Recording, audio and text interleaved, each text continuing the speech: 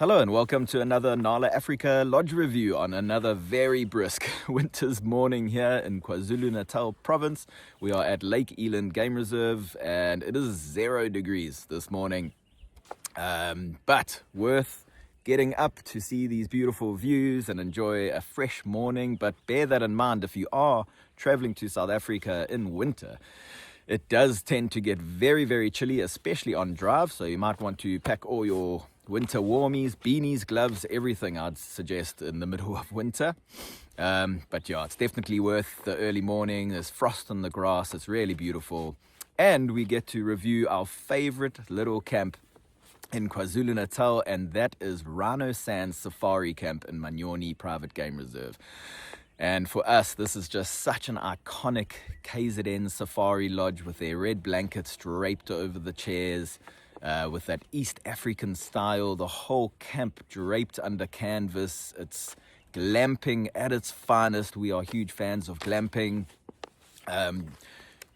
With glamping, you often do feel much more connected to the environment around you, and even more so at Rhino Sands because they have had such a low impact on the environment around them. It is a very eco-friendly camp, totally solar powered. So in that way, guests really do feel so connected to the environment around them. You feel like you are almost just visitors in this stunning forest environment with the river flowing in front of you. The river's actually still in flow now, even though it's winter. They've had some good rains this year, so that was quite nice to see. But yeah, just such a beautiful, intimate camp. There's only 5 suites, so that's max 10 guests in camp at any given time. Really intimate, personalized service. The food is mouth-watering, absolutely world-class food, and very personalized, with the chef coming out to chat to everybody about what they want to eat. And then the hospitality, just exceedingly warm and welcoming and attentive and all of those good things. So we absolutely love Rhino Sands Safari Camp, can't get enough of it, and we have just returned probably about 2 weeks ago from our trip there, and can't wait to share all this information with you. So let's just jump into the lodge in brief. The location in Manyoni Private Game Reserve in KwaZulu Natal province. Rooms, there are 5 luxury tented suites. Setting, it's overlooking a riverbed in a fever tree forest. Beautiful location and setting. Fenced or unfenced, elephant wire, facilities, private plunge pools, viewing deck, boma, bar and lounge. Child policy, there's no children under 12 allowed at Rhino Sands. And traversing area size, 18,000 hectares. Manyoni is 23,000 hectares in its entirety. And then price for 2025 is 10,500 Rand per person per night. All right, so let's just go through a few points in more detail, and starting with the location of Rhino Sands. Its immediate environment, as I mentioned, fever tree forest overlooking a riverbed which is in flow at the moment, is pretty much as stunning as it gets. It's a very serene, peaceful environment, I'd say. It's also in a very game-rich area of the reserve, which is lovely. And if we had to change one thing, and this is literally possibly the only gripe we have at all with Rhino Sands, is we'd have it a little bit deeper into the reserve, a little bit further away from the N2 highway, which you can sometimes hear from the lodge itself, which may take a little bit away from the experience of feeling totally immersed in the wilderness, although some guests won't even notice it. Obviously we kind of almost critting and evaluating lodges, so we do notice maybe more than the average guest will, but it is just something to note. I don't think it takes too much away from the experience though, but it is something to note and something we thought we better mention. But yeah, maybe if you squint your ears you might be able to hear it. But yeah, that's if we could change one thing, that's all we had changed. But otherwise the location is incredible. The luxury tented suites, This is just luxury and tranquility. Sure, it is. They are very, very well spaced apart. Some of the most private suites we've seen at a lodge. So you're getting all your privacy, and they are styled and decorated to perfection. For us, just the style is almost unbeatable. We love how you can open up all the sides as well and have an open air luxury canvas abode to relax in. When the sides are open, the bath almost becomes an outdoor bath as well, with beautiful views. And the outdoor shower is also very, very expansive. Private plunge pool is also quite large, and it's the perfect place to just feel refreshed, especially in the warmer months. They aren't heated, so in winter, if you enjoy the cold plunge or trend, then go for it. But yeah, probably get those private plunge pools are probably getting much more use in the summer and warmer months. But in KZN, those months are quite plentiful, so I'm sure they do get put to good use. So yeah, we really can't imagine a much better design for a lodge suite. And what we loved this day, opposed to our previous stay, is the addition of heated blankets in the room. So obviously, being an eco lodge, you've got to kind of accept that you're not going to have all the bells and whistles in terms of heat, air conditioners and that kind of thing, but they do have fans in the room for summer, and they do tend to stay quite cool, thankfully. And in winter, they've added heated blankets, which makes a huge difference, so you'll keep very, very warm. And I must say, I don't think it gets better for me than being in a very warm bed and being able to keep the front of your suite almost totally open. It's basically mosquito netting only in the front of your suite. Very fresh air coming in, but warm and snug in the bed, and you can hear everything going on outside. So any animal that's making a noise, you can hear, and I really love nothing more in the bush than to lie in bed and hear hyenas or lions or any animals from the comfort of your bed. And just falling asleep like that, it doesn't get more peaceful and relaxing for me. And then facilities.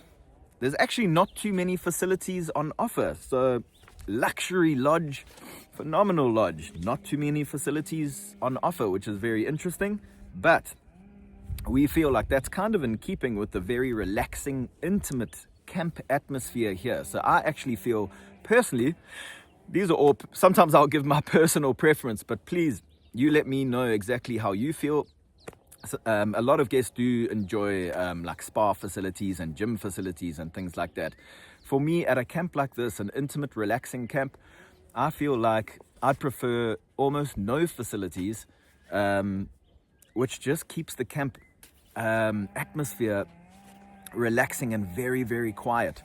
So it kind of just strips away everything and makes you just sit and focus on the wildlife, focus on the environment around you, focus on the bird life and the trees around you and that kind of thing. So for us, we feel like, facilities really aren't needed.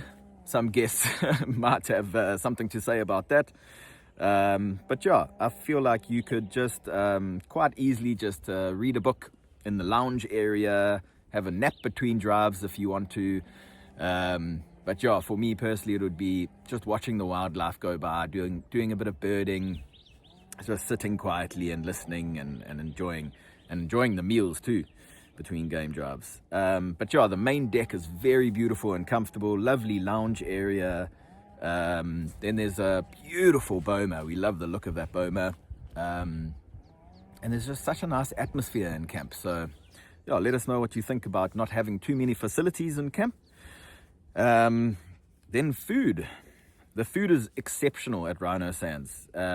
Guest meals can be personalized, and the chef will come out actually and chat to each guest to get a feel for what they'd like, make some recommendations, and literally like fine tune everyone's meals suited to their desires. So the chef, we were very, very impressed with the chef at Rhino Sands, and the meals were just out of this world. Just really, this is foodie heaven. So yeah, fine dining, beautiful bush setting, and it just gets full marks from us. The food gets full marks. We cannot flaw anything about the food. It is just exceptional. And then game drives, our favorite talking points. So in KwaZulu-Natal, you often get a very large traversing area size, which is quite nice. So that's 18,000 hectares. Of course, the biggest gripe experienced safari goers will have about KwaZulu-Natal is that it is a fenced-in reserve, meaning that as opposed to the Greater Kruger, it's not as wild. You don't have coalitions of male lions moving in and huge herds of elephants moving in and coming and going, and obviously the genetic diversity that creates. So they actually every few years will have to bring in new male lions or animals to just improve the genetic diversity of the wildlife there. So yeah, there's a little bit more human intervention, but you do tend to see a lot of wildlife. So it still feels wild. You're driving around. This is a huge area, 18,000 hectares of traverse. It's a massive area to traverse, so you're going to feel like it's a wild experience. And your camera cards do tend to fill up very quickly at a reserve like this, because it does tend to be a little bit easier to find animals as well. There are quite a few eyes and ears out there in terms of other guides with their guests, and we saw a good number of lion sightings, lovely lion sightings. We saw cheetah right in front of us feeding on an impala kill, which was really incredible to witness. The reserve is well known for their cheetah and rhino, especially rhino populations. So we always recommend if guests if those two animals, if guests really want to see cheetah and rhino, you have a much better chance of seeing cheetah and rhino in KwaZulu-Natal at Manyoni Private Game Reserve than in the Greater Kruger. So it does have its benefits. It does have its disadvantages as well. But we loved the game drives, very professional guides. We had an incredible first game drive, one to really write home about, where we followed a lioness as she was hunting all the way down to a river. She had a few interactions with animals along the way that kind of spotted her and let her know about it. We had a very brave impala give her a bit of a go. I've actually never seen an impala that brave before. Almost looked like he was about to chase her off. But we followed her down to this picturesque setting down by the river, just absolutely beautiful. And then after that, we had quite a late sundowner. And just as we were packing everything up, it was getting quite dark enough so that you couldn't really make out, what was around you very well anymore. And myself and Kiana, one of the ladies we were traveling with, we were the last two that were still outside the vehicle.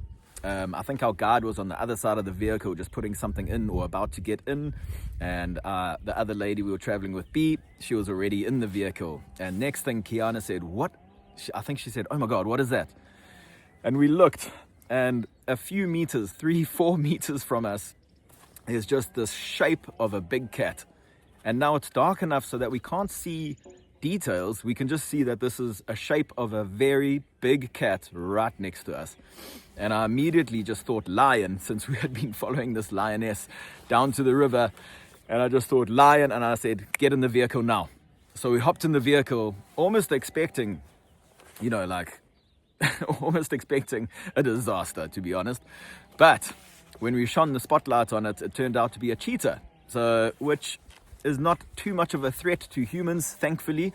So it must have just been a curious cheetah that had come in on its own accord to just have a look at us. A curious cheetah, obviously just wanting to check what we were or join the party or have a drink with us. I'm not too sure, but we were very thankful that it was a cheetah. And then we took the spotlight off it immediately, though, so we didn't actually get very good footage of it. Because if you do shine a spotlight on the cheetahs at night, there's a lot of lion activity at Manyoni, and they can actually be in danger of being attacked by a lion at night. So we didn't want to bring too much attention to the cheetah, but wow, honestly, what a phenomenal experience to have a a cheetah sighting on foot at the drinks break, which is lovely. And that's the second time this year now that I've had interaction with an animal on foot at a drinks break. The other time was at Simbambili in the Sabi Sands with a hyena that came in and was, I feel like it might have smelt our biltong or something. Another curious visitor to the drinks break. So yeah, really lovely game drive to get things started there at Rhino Sands. But we saw incredible elephant sightings, rhino, zebra, giraffe, all the plains game. Really good sightings. So yeah, even in terms of getting content, we were like, wow, we're getting a lot of content here, because yeah, it's very action packed there on the reserve, especially lions, cheetah, rhino. I think you'll come right there at Manyoni for sure. And the leopard sightings are picking up. We were just unfortunate this time, but it's another reserve in KwaZulu Natal where the leopard sightings are actually finally getting to the point where, you know, they guests may see 1 or 2 leopard sightings a week kind of thing. And then something special. This is quite possibly the most eco-friendly luxury camp we've been to. So that is very special about Rhino Sands. It was a passion project of the owners, and they've poured their heart and soul into this camp, and it really does shine through. So yeah, you will just feel so much more connected to the environment around you when there's such a low impact on the environment. To be honest, like we've been to so many lodges, and you always get the Inyala visitors, and you feel like you're immersed in the wilderness and all of that. But there's something about Rhino Sands, and I can only imagine that it is because of that low impact on the environment that you really do feel much more immersed into that forest and that setting there, and the wildlife seems to just just kind of be very active around that camp. It just feels like you're just a visitor in this forest, and you're observing the wildlife as it goes about a daily business around you. So I feel like that's very special about Rhino Sands. I feel like they've also balanced luxury and comfort, and with that eco-conscious hospitality. So yeah, that's really commendable. I feel like they've got that balance right between, you know, guests do want some luxury and comfort, but we also want it to be as eco-friendly as possible. And I think they've got the balance right there. So well done to the Rhino Sands team. And then any negatives, and this is such an interesting one, because Rhino Sands doesn't come without its flaws and its imperfections, of course, like any lodge, but it's still just, for some reason, is our favorite camp in KZN. So obviously the biggest gripe we have is that you can sometimes hear the N2. You don't really want to be hearing any traffic or anything like that on safari, but it is a very distant noise. And like I mentioned, if you squint your ears, you might be able to hear it, and some guests probably won't even hear it. But it is something we thought we better mention. And then, being that the suites have canvas walls, it can be a little bit chilly in winter. So that's why we love the addition of the heated blankets in the rooms itself. So basically, I have to admit, I am a baby when it comes to cold weather. That's why it might be surprising that I'm out here this morning on, a 0-degree winter's morning. But I don't have too much fat on my body to keep me insulated, I guess.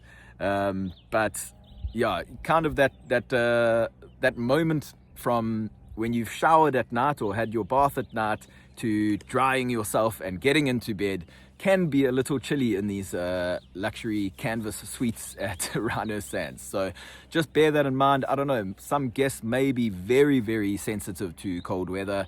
That might be you. Then you might just consider traveling at a different time of year.